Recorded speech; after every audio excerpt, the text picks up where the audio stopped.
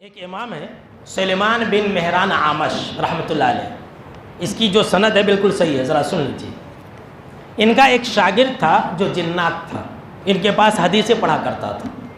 تفسیر ابن کثیر کے اندر یہ واقعہ ہے، بالکل صحیح واقعہ، کہ ان کا جو ایک شاگرد تھا جنات تھا، ان کے پاس آتا تھا، حدیث وغیرہ سیکھتا تھا، پڑھاتے تھے۔ تو انہوں نے پوچھا بھائی تمہارے نزدیک سب سے عمدہ کھانا کیا ہے؟ تو کہا کہ چاول ہے، تو چاول پیش کیا۔ وہ کہتے ہیں کہ وہ چاول تو پلیٹ سے ختم ہو رہا تھا لیکن کھانے والا مجھے نہیں دکھائی دے رہا تھا، یعنی اس طرح سے جنات وغیرہ تو ویسے ہی ہوتے ہیں۔ اس کے بعد کہتے ہیں کہ میں نے اس اپنے شاگرد سے پوچھا کیا تمہارے اندر بھی بدعتی ہوتے ہیں؟ تو کہا کہ ہاں ہمارے اندر بھی بدعتی ہوتے ہیں، یعنی کہ جنوں کے اندر۔ پھر انہوں نے پوچھا کہ اچھا یہ بتلاؤ تمہارے نزدیک شیعوں کا کیا مقام ہے؟ جنوں میں بھی شیعہ ہوتے ہیں، اس میں بھی یہودی، عیسائی، کافر، مشرک، ہر طرح کے لوگ ہوتے ہیں جنوں میں۔ تو سلیمان بن مہران عامش رحمۃ اللہ علیہ نے پوچھا اپنے شاگرد سے کہ تمہارے نزدیک جو ہے یعنی کہ جنوں کی جماعت کے نزدیک شیعوں کا مقام کیا ہے؟ تو کہا کہ ہمارے نزدیک شیعہ سب سے بدترین مخلوق ہے، اللہ کی پناہ۔ کیا کہا؟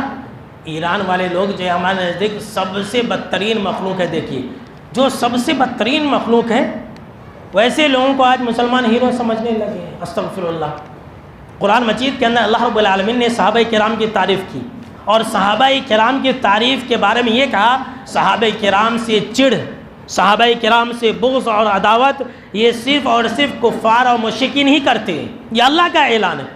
تو جو صحابہ کرام کو گالیاں دے وہ ہمارا خیرخواہ کیسے ہو سکتا ہے؟ وہ مسجد اقصی کیسے آزاد کرا سکتا ہے؟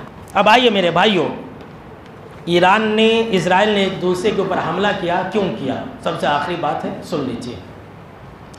سب سے پہلی بات تو اس جنگ کا فلسطین سے، بیت المقدس سے کوئی لینا دینا نہیں ہے، نہ انہوں نے کہا ہے نہ ایران نے کہا، مسلمان اپنے آپ ہی سمجھنے لگے، یہ حقیقت ہے۔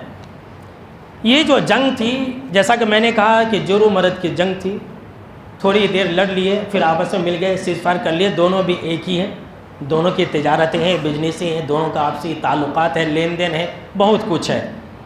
تو دیکھیے یہ جو جنگ ہوئی تو یہ صرف اور صرف ایران کو ایٹمی پاور بنانے سے روکنے کے لیے تھا۔ ایران ایٹمی پاور بنانا چاہ رہا ہے، یہ اسرائیل یہ چاہ رہا ہے کہ وہ ایٹمی طاقت نہ بنے، اس لیے کہ شیعہ کبھی بھی حملہ کر سکتے، اس کا کوئی سمجھے کہ ٹھکانہ ہی نہیں ہے، وہ کبھی بھی کسی کے ساتھ کچھ کر سکتے۔ تمام ائمہ نے کہا کہ بہت خطرناک لوگ ہیں، تو سوچ لیجیے، اور یہ یہودی ہی کی ذات سے۔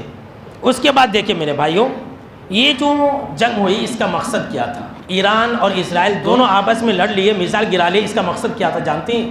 اس کا ایک ہی مقصد تھا، سب سے بڑا مقصد، کہ اس جنگ کے اندر ہم مسلمانوں کے جو ممالک ہیں، جو اسلامی مملکت ہے، سعودی عرب ہے، جو شام ہے ابھی ابھی آزاد ہوا ہے، جو قطر ہے، یہ جتنے بھی اسلامی مملکت ہے، اسلامی حکومتیں ہیں، وہ لوگ اس جنگ میں شامل ہو جانا، تاکہ اگر وہ شامل ہو جائے تو پھر امریکہ کو بھی اسرائیل کو بھی حملہ کرنے کا موقع ملے گا۔